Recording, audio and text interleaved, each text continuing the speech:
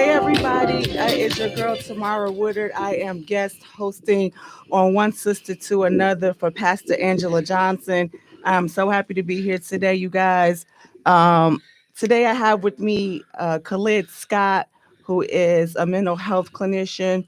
I also have Angela Johnson in the room for a quick moment. Maite will be joining us just shortly. Today we're going to talk about what's love got to do with it. Real talk love. Let's talk dating. Can we talk relationships and healthy mental relationships? So, before we get started, I'm going to go ahead and let Khalid introduce himself. Khalid, go ahead. Okay. Thank you, Angela. Thank you, Tamara, for having me on the show today.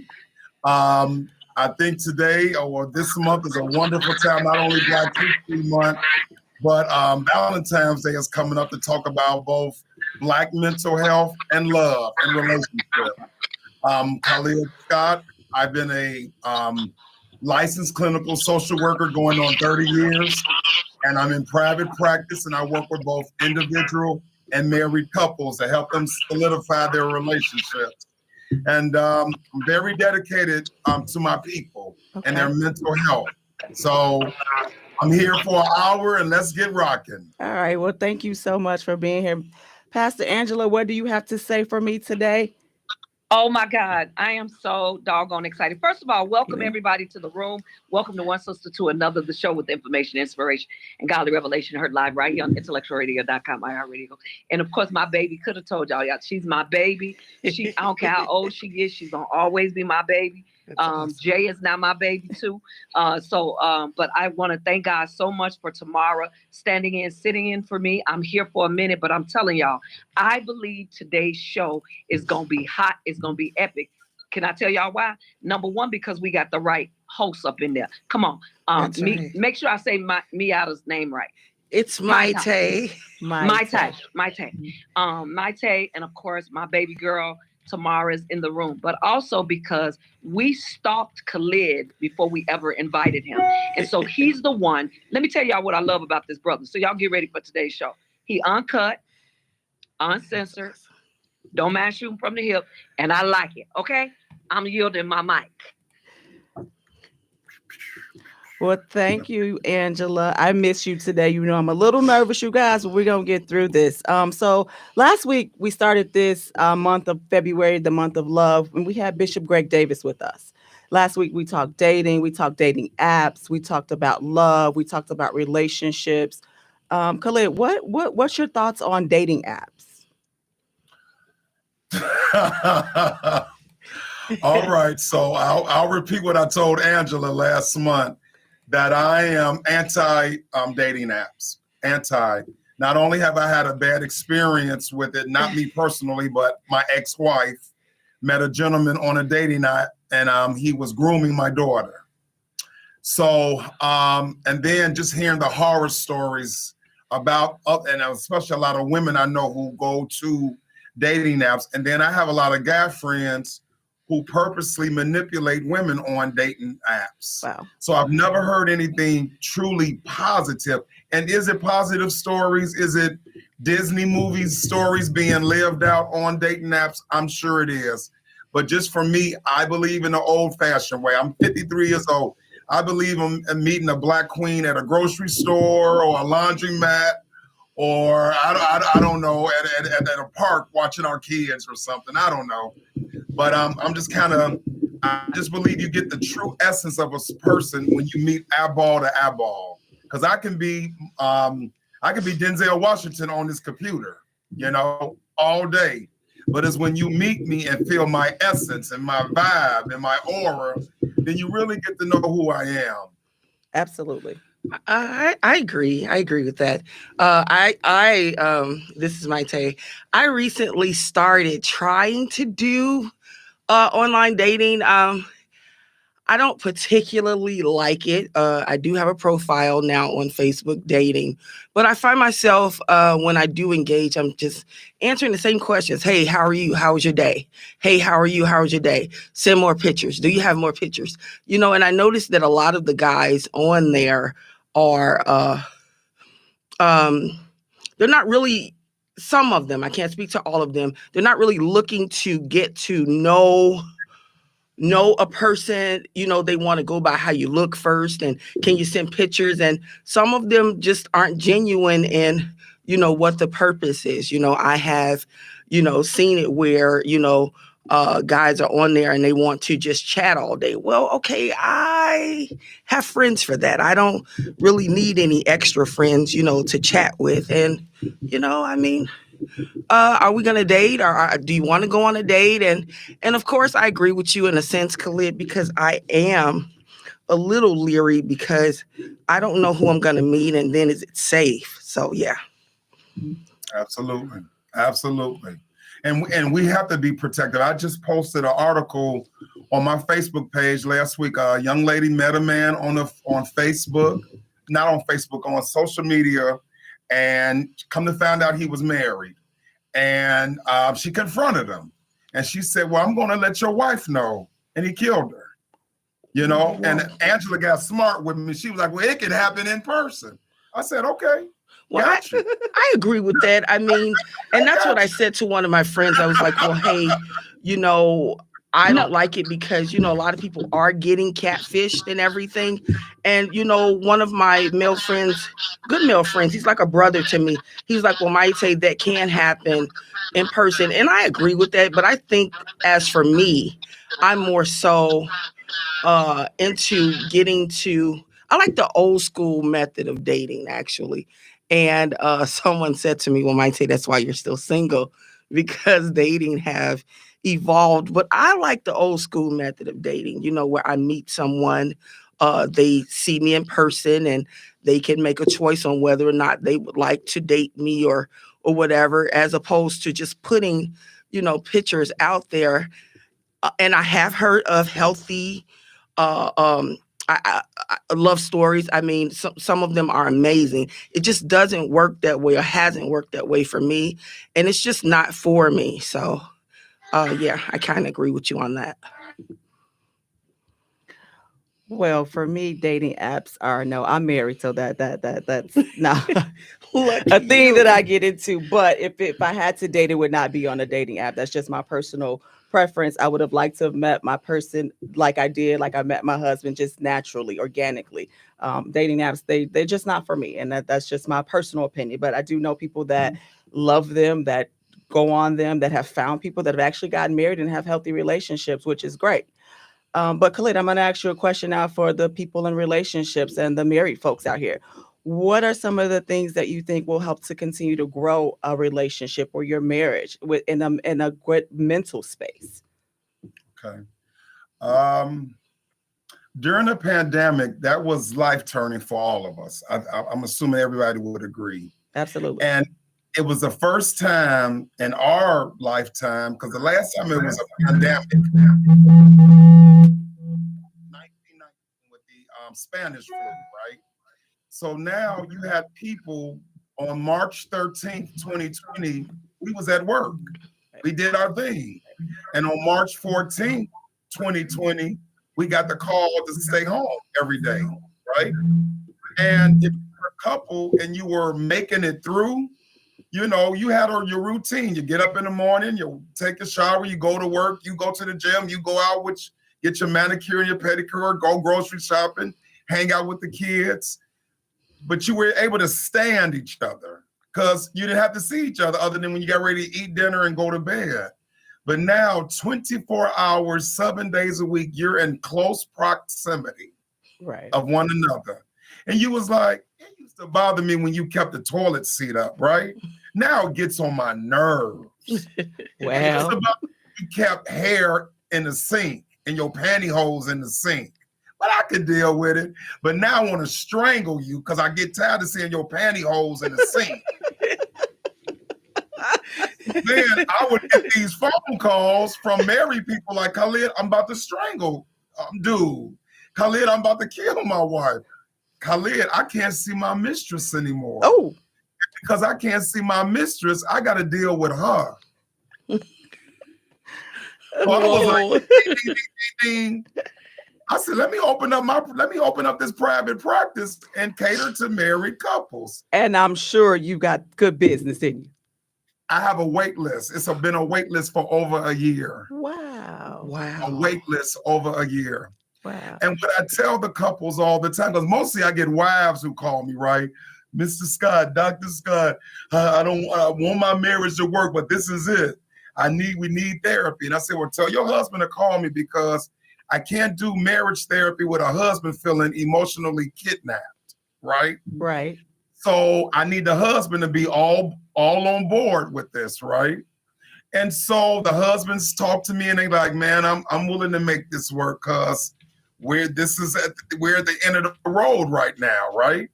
And so what happens is I tell them on the first session, how much do you love you as an individual? Okay. Tell me from a scale from 1 to 10, how much are you in love with you? I never thought about that. I guess I'm a 7. Right. I need you to be at a 10. Okay. Because when you are in love with you, you'll give your spouse the best version of you. When it's below 7, you're giving them the worst version of you. Wow. So how can a marriage thrive if I'm not getting the best out of you? Absolutely. Right? Or if I ain't the best, but I think you're the best, I'm depleting you. Okay. And then the wives will call me like, well, Mr. Dr. Scott, we up in here because he cheated. I said, it's still a problem with you, wife. Okay. Mr. Scott, do I got to pull my knife out on you? Okay. No, let me explain. If your husband has cheated on you 1 time, 10 times, and you kept letting them come back in, there's something going on with you. Okay, now that makes sense. I didn't know where you were going with it. Okay, I follow you. Okay, I got you now. I didn't know where you were going with it when you were saying it was her fault. Like, okay, come on. Absolutely. And you know what? I know how to trigger people to like, what? But then I'll wrap it up and say, now, doesn't that make sense? Because this is the love of my life, my daughter, right? And I've been teaching her since she's been able to understand. You always got daddy's house to come back to.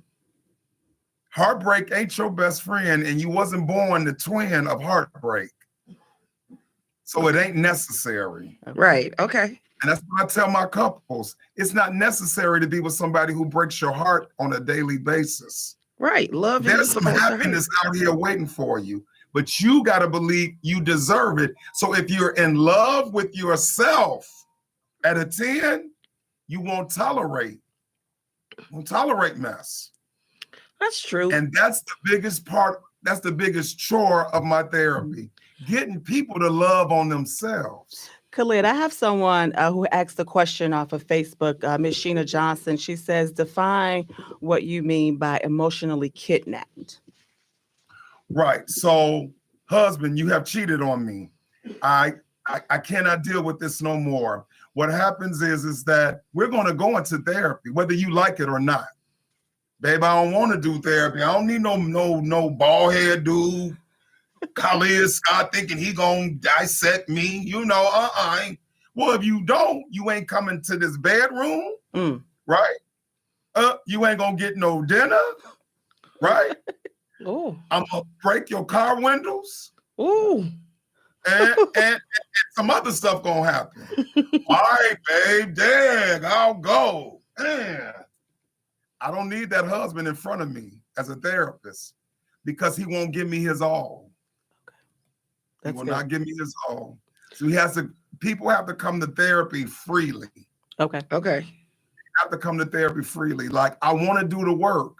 And see, if you ever watched Iyanla Van Zant, I don't know if any of you watched her show before. Yeah. Okay. I'm the male version of her because I got to get to the core immediately Of what's really going on. Okay. I don't have time to play because you're paying me $100 an hour. And I'm assuming you want me to get to the core of what your issue is. I don't have all this paper on the background for nothing. I don't have all this paperwork on the background for nothing. Hey, Tamara. Yes. Can I jump in for a second? Absolutely. What I will say is that, first of all, Khalid, you guys are just doing an excellent job with really breaking it down, and I love the fact that Mai Tai and Tamara are asking you to go deeper about, because y'all do know we were on with him, and he said to us that about husbands and wives, y'all, that both of us are at fault, so to speak, for the divorce. And my time, that's what I asked him. I say, man, what are you talking about? At the end of the day. And even though I still don't agree with that necessarily, I have to agree that Khalid, you've dealt with this crap, right?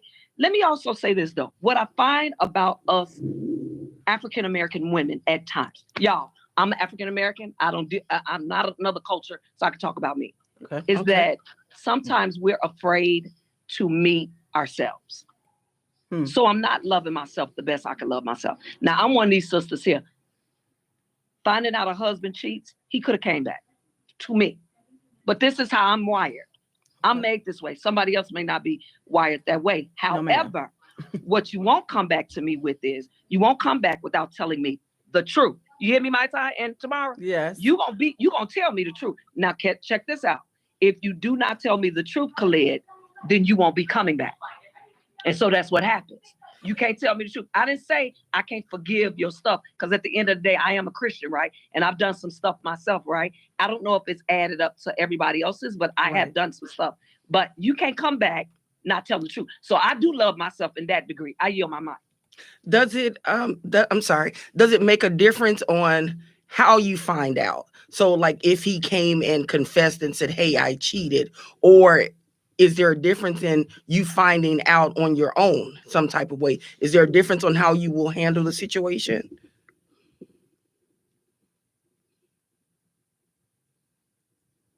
I think that was a question for you, Angela. I'm sorry, for you, Angela. Okay, so say it one more time. Okay, are you able to hear me? Can you hear me? I can hear you. Okay, I was asking, based on what you just said, is there a difference in how you would treat the situation? Like if you found out on your own, or if they came and confessed, is there a difference? Like your reaction or how you would treat it? I don't know one man on the planet who gonna just tell you he cheated. Not one. Well, I don't know one. But what not one. But what I will tell you is this right here. And let me put this out there so the heavens can hear. A brother don't leave his wife for a car, for a job, and for another house. A brother leave his wife for a chick that maybe will do some stuff that you're not willing to do. Would it have been a difference had he come told me versus me finding out? I think maybe so. Because for me, now you are you still deceitful as all get out, but maybe you are honest. Am I making sense a little bit with that? No, Martha? Come on, come a different way. You know what I'm saying? So for me, he still was deceitful. See, anytime you already got a hookup, you already with somebody, and then you go dip, right? What you just did was you just lied in some way, because what you did was you told me I was the end all be all, but then you stepped out with the sister who did what? Okay, so now you find out on the other side of that thing, the grass really isn't any greener. Okay, I'm yielding my mic. What do you have to add, Khalid? Anything you want to say? Also, after when we deal with the self-love part, I typically, and my partner, and I'm the private practice, we both understand the importance that we have to recommend to the husband and wife to do individual therapy, right? Because we find that people come into relationships with a bunch of baggage, right? Mm-hmm. And it's not the clean baggage. It's not a Louis Vuitton or a Coach bag or a Gucci bag, right? It's laundry bag full of dirty clothes, dirty underwear, dirty socks. And you putting your dirty laundry with my dirty laundry, and you're getting what? Or you putting your dirty laundry with my clean laundry, and the clean laundry gets dirty then, right? So we got to bring the clean laundry with the clean laundry. So when you open up the basket, it smells ivory soaps good. You know what I'm saying? And then, I tell my couples, I give them homework every week. I might have them to watch a movie like The War Room, where it talks about a Christian couple going through some struggles, right? And how they came together because the wife decided, my faith really has to kick in, right? In order for this marriage to work, because I'm married to an arrogant man, right? And again, I don't let the wives off the hook, right? Because the one gift that we know we get from God is choice, right? It's choice, And again, yes, you can forgive your spouse for anything they do under the moon. But if you're going to forgive them, you got to forgive them 100%. You can't keep berating them for what they did in the past, because you gave them the open door back, the open invitation to come on back in. So you got to forgive them, forgive you, forgive anybody else included in that, and keep it moving and start doing better. Then, guys, we got a responsibility to our children. We are role modeling these dysfunctional relationships in front of them. Okay. Right? So then when our kids go out and our daughters get with Tariq and he treat them less than, or our sons get with, Tamisha, and she treats him less than, Mom, what did you role model to him? Dad, what did you role model to her? Right? And so we gotta do something different, or I'm going to continue to have a profitable business because of the dysfunctions going out here in the world, right? And then the mental health piece, guys. We just watched 5 black cops kill 1 black man. Let me sit down and meet with all 5 of those black cops, and I bet you I could tell you some horror stories, because that just didn't happen that night. That was a buildup. And most cops are not required to go into therapy. But you would think cops should be the first people sitting at a therapist's couch, right? Absolutely. Because look what they have to witness every day they go to work. As a therapist, I see a therapist quarterly because I got to do check-ins, because I'm intaking horror stories every day. Right. That's good. Right? And then relationships. Anytime I make a post on Facebook about relationships, I get 1,000 likes, right? I could talk about the love of God and get 2 likes, right? We're so used to toxicity and salaciousness, right? That we've normalized it, Queens. We've normalized it. I had a client that I was working with, right? And she made a checklist of all the good qualities she wanted in a man. And I said, if this guy happened to be Bartholomew, right? She was like, who? I said, Bartholomew. Who? I said, Carlton. She said, who, a nerd? Yes. But he has all 17 of the qualities that you want in a man. She was like, I don't think I can mess with him, Doc, because he got to be cute. Wow. So Khalid, not to change topics, but I have a young lady, Tina Bennett, who's on Facebook. She's asked this. She said this: I haven't had but a few boyfriends. Those few cheated and lied to me. I know that as a younger woman, I was gullible. As an older woman, I'm still here being too nice, too understanding, and not arguing. I'm not good at arguing, but I'm good at explaining myself. Do I need to become a hardcore wife or girlfriend so he doesn't take advantage? Okay. So everybody take out a pen and paper, right? I'm getting okay. So we have alter egos, every one of us, right? Okay. So I'm Khalid, the social worker, the good guy, the daddy, the friend, right? Good guy. But I have Keontae. That's my sinister side. Okay. All right, Keontae. Keontae. From 76 in Essex, Keontae. on the southeast side of Chicago. And he's no joke. What I had to learn a long time ago, instead of fighting Khalid versus Keontae, I had to incorporate Keontae into Khalid's life. So when I'm not brave enough to tell somebody no, Keontae kicks in and like, tell them no. Tell them no. You tired of being used by people? Tell them no. No.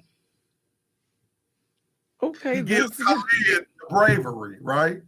So for the caller who just said, I'm a real nice woman and you got to go and get Tamika and incorporate your Tamika into your regular life because she will make you brave. And guys, we all know this. The quicker you set your boundaries and your parameters and you be firm with people get a respect in you that quick. That's true. That's true. And no is a complete sentence, right? That quick. You still be who you are, but again, you pull out that alter ego that just tells you it is not okay for somebody to hurt you. Because that alter ego is protective. But we know what that alter ego is capable of. So I can't have him 100% Keontae because I'll be shooting up people, right? But Khalid, the nice guy, really needs him to hug on me and to push me to do a little bit better for me and my self-worth and my self-being and my self-protection. Or you can just leave the relationship because, I mean, if that's a fear of yours, I mean, well, I'm not telling you to leave, but if that's a fear of yours and you feel that you're not being treated properly, you're not being treated right, I mean, should we always have to go to our alter ego? I mean, why can't we just walk away? Because most times we don't. I do domestic violence counseling, right? And when you're in that 40-hour training, one of the first things they tell you is never tell a victim to leave a perpetrator. Do you know why? Why? Because that victim knows what the perpetrator is capable of, rather than you, a counselor sitting in the office. Okay. She knows that I might get killed if I try to pack a bag and leave him. Okay. So what you do as the counselor, you give them the tools, the resources, right? So that when they know the best time to leave that perpetrator who's destroying them, then they'll leave and they more likely won't come back. Because what we find is domestic violence victims, they tend to date a pattern of men. So she'll meet another man who will beat her up. And she'll meet another man to beat her up. Why? Because I saw my mom getting beat. I equate love with a fist. Wow. See, it's all mental. It's all mental. Never tell one of your girlfriends who's going through it, leave. Say, you know what? I got an extra bedroom. Just call me on the cell when you're ready. And that's it. Okay. Because okay. people need to feel empowered when they're making choices for their lives. That's pretty good. I mean, okay. That's why you're the expert. I'm not. I mean, I'm just the guest co-host. You're the expert. I'm just saying. So to the young lady, I'm not telling you to leave. Khalid said they'll tell you to leave. What's her name? Whatever your name is, Maite did not say leave. You know, listen to Khalid. I lost her comment. But I have a question. I want to go back to what you were saying about the kids, right? When you were saying, you know, when we were talking about modeling our relationships in front of the children, you know, for the sake of the children. I remember when I left my ex-husband, in my mind, right, I'm doing the right thing. I'm going to leave this relationship because it would be great for my kids to see us living happily apart than miserably together, right? My kids hated me for that. And I really thought I was doing the right thing, you know, for them. It took a long time for my kids to be able to grasp the fact that my mom broke up our family. So what do you say to someone who may feel the way that I felt? Hey, it's better for the kids to see us living happily together than miserably apart. But now the kids, don't understand. Khalid, what would you say? I mean, how can they, navigate through that? What are some of the things or some of the tools that they can use to, help to say, hey, well, you know what? You still have, mommy and you still have daddy. It just looks a little differently, at this time. How can you help someone through that? Right. So you have to meet your kids where they are, right? So when I got divorced, my daughter was 10 years old, right? So she Mine 10 too. years old, 5th grade, right? Yeah. And so what happens is I'm a clinician and I'm a social worker, right? So I had to social work my daughter during that divorce, right? So what that looked like was I talked to her every day. Even when she said she didn't have anything to say, I said, Anaya, sit down. This is going to be life-changing for all three of us. So you do have something to say. Sweet pea, you're not going to hurt daddy's feelings. And then I reinforce, Anaya, our divorce has nothing to do with you. Absolutely. Nothing. That's good. Okay. Me and mommy are in two different places. And we love each other to let each other go. We love each other to let each other go. But our love for you is 100%. Then when the divorce took place, I put me in individual therapy, her in individual therapy, and me and my daughter did family therapy together. Wow, that's great. In the Black community, therapy is kind of like taboo, right? Yeah, therapy is taboo for us. We always say go to church or pray. We're not really taught to go and talk to a therapist or go and try to talk it out with somebody who's a professional that could help you. It's almost like that's the sin to go and see a therapist. Like, are you crazy? So, Khalid, what are your thoughts on that? Well, let me tell you, the tide is turning now. I told you after the pandemic, people was like, if I fall down on a flight of stairs and break my ankle, I'm going to the urgent care or to the emergency room. But now if this muscle right here is not working right, maybe I do need to see that bald-headed dude with the big beard, and hear what he has to say to me, because I'm not feeling right. When mental illness starts knocking on your front door, it disrupts your life. You don't have any type of joy. It takes away your happiness, right? You don't want to go to work. You don't want to get out of the bed. You don't want to hang out with your kids. You don't want to have sex. You want to sleep in a room with all the curtains pulled, right? And that's no way to exist, right? Right. And so people are saying, it's like majority of my clients now are men, Black men. And why? Because they was like, man, there's finally Black male therapists out here. I did not want to talk to a woman about my wife. True. I wanted to talk to another dude who looks like me. Absolutely. Let me throw this out. Last holiday, not 2022, but 2021, between Thanksgiving and Christmas, I had 7 Black men call me regarding suicide ideation. Wow. Queens, what do you think the number one thing was for all 7 men? The issue of why they wanted to commit suicide. Was it money? No. Okay.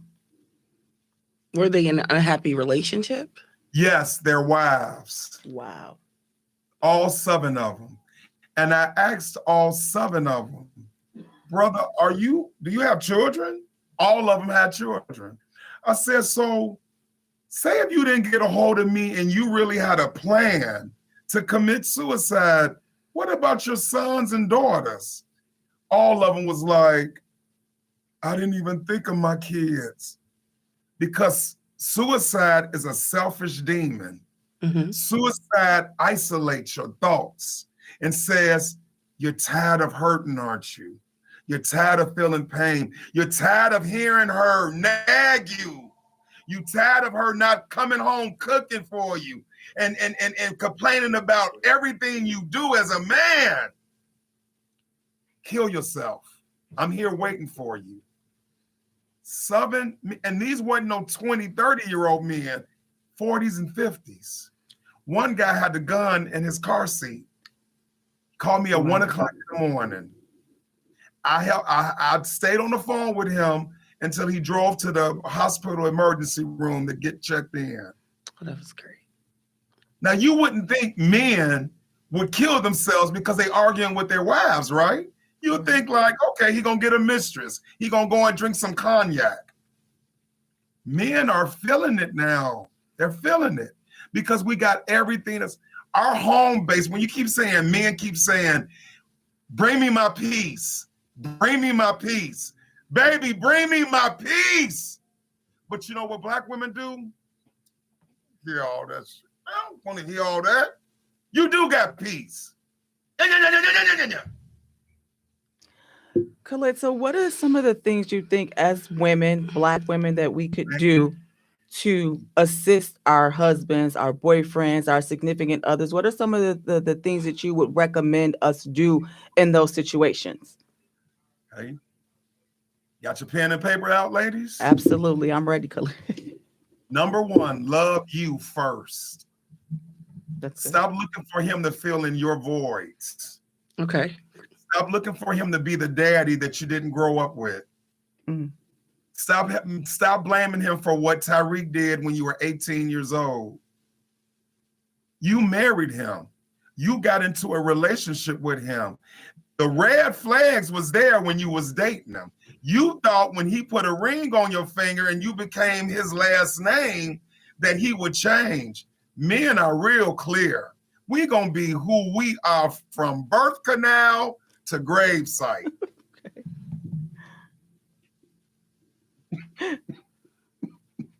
Think about the men you've been with. If you sat down with all his previous girlfriends, y'all would be like, he did that to you too. He did that to me. Okay. Men are consistent. So what you're saying is what we see is what we get. Yes. Okay. Decide then, is that okay for you? Okay. Men are crystal clear. You can see through this bottle. What happens is women put the Kool-Aid, the red Kool-Aid in. Where you at? Where you at? I can't see. You put the red dye in. He's clear. If he cheated on every other woman before you and you met him while he was married to his first wife, how you? And guys, you might ask me, Khalid, where you get this from? My mother was a mistress. I grew up seeing a married man come to my house for 16 years. Wow. Mr. Lee paid our rent for 16 years. Not Mr. Lee. Why do you think Mr. Lee paid somebody's whole entire rent for 16 years? Because he didn't get peace at home. My mother was 25 years younger than his wife. And when I saw a picture of his wife when I became an adult, his wife looked like my mother's mother. She was my mother's twin. He found a younger version of his wife who made him pork chops, greens, and sweet potatoes and had his brown leather house shoes at the front door. And he paid her back by paying her rent and raising me, her son. So that's where he found his peace, was at your home. At my house. I follow you. I follow you. I follow you. Now, women will fight me on this. I'm a man telling you all how men move. Ladies, I had a bunch of my boys come up in my living room, sit on my couch, and confess. I'm the one that tells them, brother, stop what you're doing and go back home to your wife. Man, Lyd, you don't get it, man. I do. I was married. And I'm divorced now. I don't want you to go to the 30th floor of the Daily Center. I don't want no married couple to know what that floor is. You do know what that floor is, right? Of course I know. I've been there. Oh, okay. That's divorce court. I've definitely been there. Court. I have 5 friends going through divorce right now. Well, yes, I've been there. Friends going through, and we're in our 50s. This is supposed to be your life partner till you leave. But we getting it now. We like, no. My couples that I'm counseling, 3 of them have decided to divorce. And it's a good thing because the counseling either says, we're going to make this work, or you know what? My happiness is my accountability, not yours.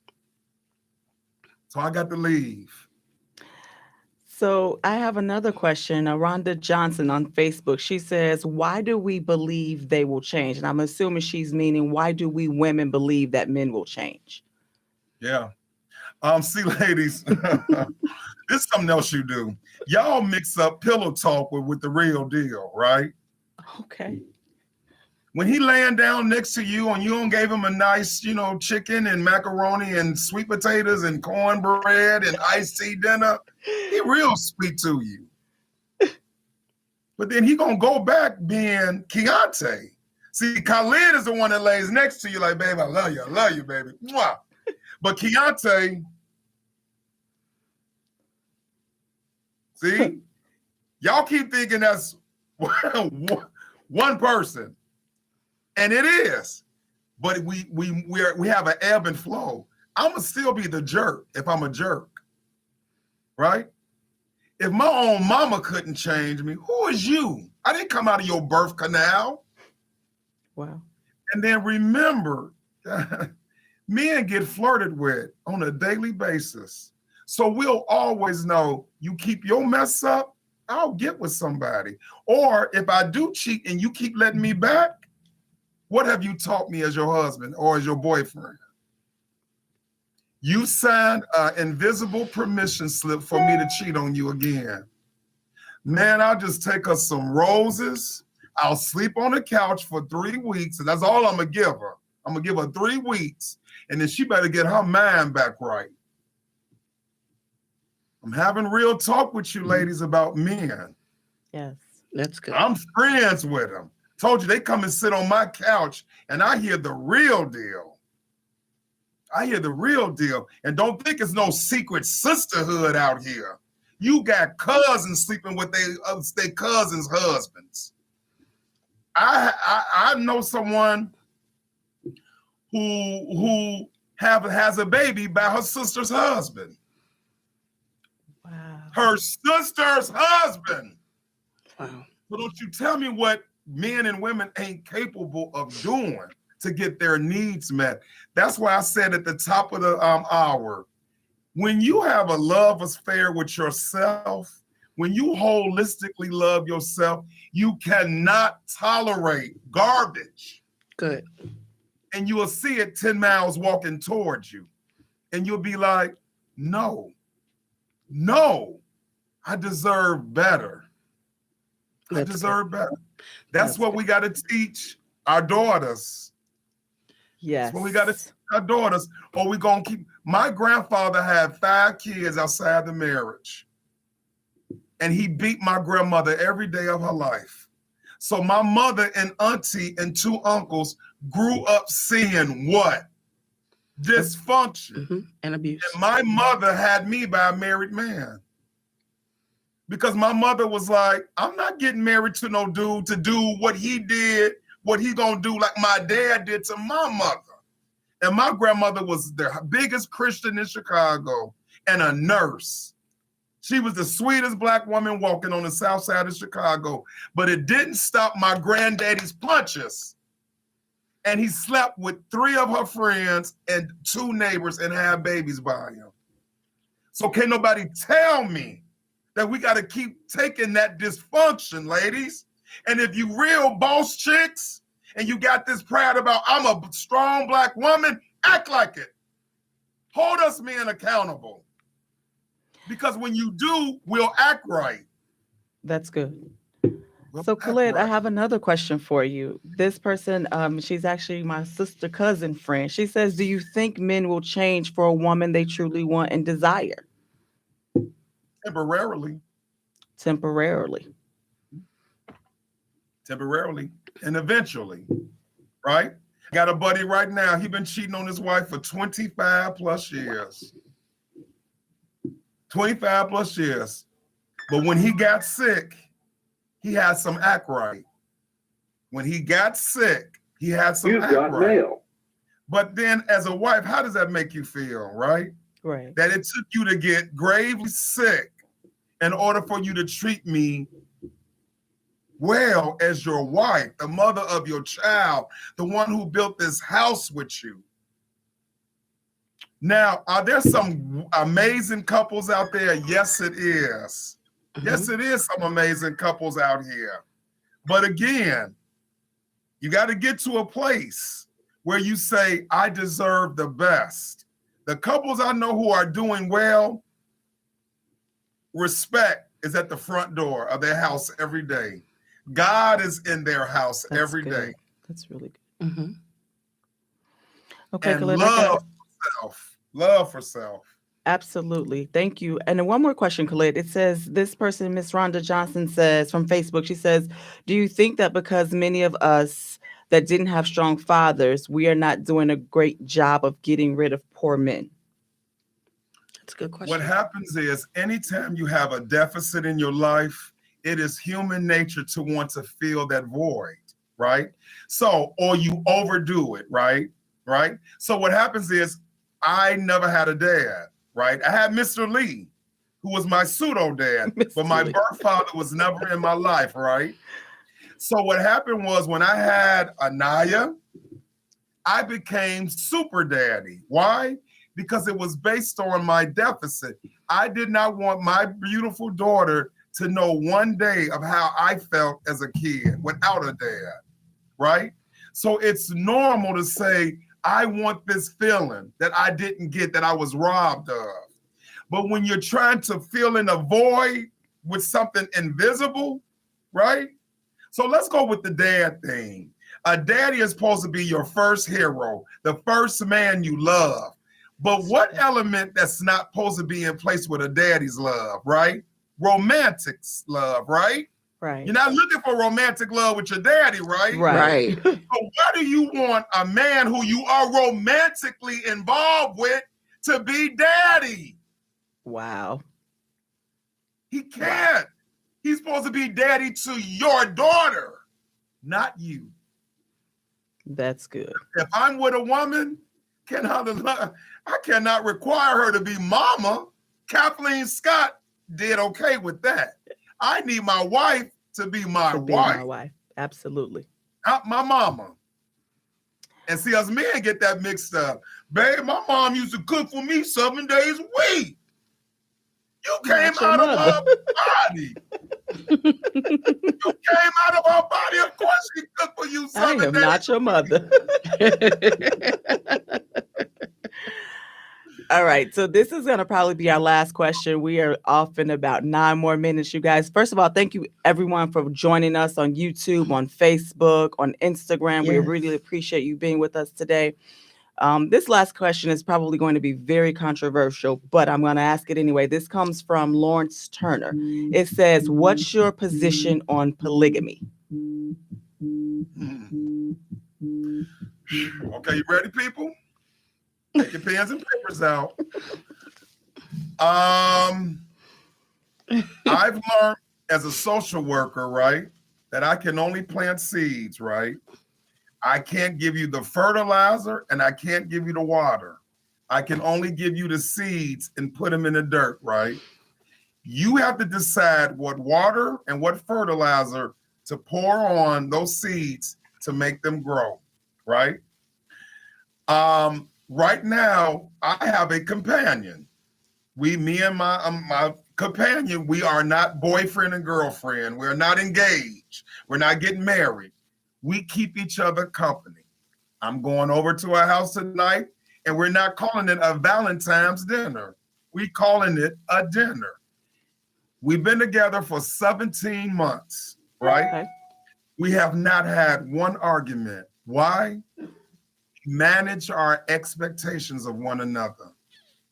And remember, we haven't given each other a title. Now, have I ever done this before in my whole entire adult life? Never. I'm a relationship guy. From 19 up until I got divorced in my mid-40s, I was in relationships, but I argued, I fought, I broke up. Okay. with and I used to call her buddy with benefits until those sisters told me, Khalid, don't call it that, because that sounds bad, and you a better dude than that. So we're companions. We keep each other in good company. That works for me. I'm not telling nobody. I'm not prescribing that medication to nobody else. I know what works for me. Hey, I just lost 90 pounds, right? I lost 90 pounds. And you know why I was able to lose 90 pounds? Because I'm not under stress. That woman I'm with does not cause me stress. I have peace, right? We've never even spent the night at each other's house. So I'm giving y'all real talk right now, right? Wow. Because spending the night at my house, that comes with requirements. So she go home, I go home, because I am protective of this peace. I'm protective of this peace in this house. So then it takes me to my next question for you, Khalid. Would you ever get married again? Never. You said that very quick. Why not? Because we don't know what love is for another human being. We don't know what love is for them. I've been a social worker for 30 years. 25 of those years was with DCFS. Oh. How do you have a baby and you choose a man over your baby? Answer me that, ladies. I don't carry a child. How do you love a man over your child? How do you let a man molest your daughter and you stay with him? How do you marry a beautiful woman who gives you everything and you cheat on her or beat her? We don't know love. And my daughter came to me a couple of weeks ago. She said, because she's seeing a therapist, because she's a pre-med student. And she was like, Daddy, I want a date now, Daddy. But Daddy, even though you tried, I don't know what a good relationship looks like, because you and Mommy divorced when I was 10 years old. Wow. You know how much that hurt me hearing my child say that to me. But then I thought about it. I grew up, seeing a mother who was a mistress. My ex-wife grew up with a substance abusing parent who the granddaddy married women and divorced and married the mistress. How many of us, my granddaddy cheated on my grandmama and beat her. How many of us got those happy stories? And I don't want to hear the speech, my grandparents been married 52 years. Sit down with grandmama and tell me what she went through with granddaddy before you give me that speech. Wow. Well, okay. I mean, but until we start doing better, and maybe we'll start doing better with our kids, then marriage is an investment. But right now, guys, and I may be tainted, but I just don't see it. But that's me. And I get paid hundreds of dollars to see it. so are you okay with your daughter being in a relationship that mirrors the one that you're in now? I mean, you said that you don't desire to, well, a few things, and you can answer them all. One, Yes. What happens if said companion decides one day that she wants to be married? And then also, are you telling your daughter that, hey, it's okay to be a quote unquote companion for the rest of your life, because it's very safe, it's peaceful, and you can achieve goals because you're not arguing? I mean, I'm divorced. I've been divorced. I was married 10 years. And when I left my marriage knowing that, hey, I want to be married. It's just that I can't stay married to this particular individual. I had to make a choice, him or me. Again, I lost myself in the marriage, but I do desire marriage again. I know that marriage, to me, is a beautiful thing. There are healthy, happy, striving marriages, and I desire to have one. So, I mean, those are my, I believe in marriage. I do. And I believe that it can be successfully done. I believe that you can be happy in it. And again, I want it. I do want to be married again. So, I mean, what are your thoughts on that? Right. Well, you got about 2 minutes. I got 2 minutes, so I'll make it real quick. I do marriage therapy, so I am invested in marriages. If I was anti-marriage, I wouldn't do marriage therapy because I wouldn't believe in it, right? Remember I said, I don't want to see another couple go to the 30th floor. I keep saying, me, Khalid, my journey has taught me these lessons with love and relationships, to love me and have peace in my home. That's what I'm teaching. My daughter, do I want to walk my daughter down the aisle with a beautiful wedding dress and me in a black tuxedo looking fly? And I'm going to dye my beard black so I can look good on her wedding day? Absolutely. But before my daughter gets married and after she's married, I want my child to be happy. Absolutely. That's what I'm teaching her. I don't want her to be broken. I don't want my child to be broken. And that's what we need to be throwing out there in the atmosphere. Because she's always going to have a bedroom at daddy's house. That's good. Well, Khalid, thank you so much. I don't mean to cut you off, but thank you so much for joining us today. We appreciate you. We see you every first Saturday of the month. Thank you for sitting in and talking to us. Maite, thank you for guest co-hosting with me today. Thank you. I'm going to end with this, you guys. I read a quote today that says, you're in a relationship to be happy, to smile, to laugh, and to make good memories, not to be constantly upset, to feel hurt, and to cry. Choose a relationship that's going to lead to growth within yourself and your love for one another.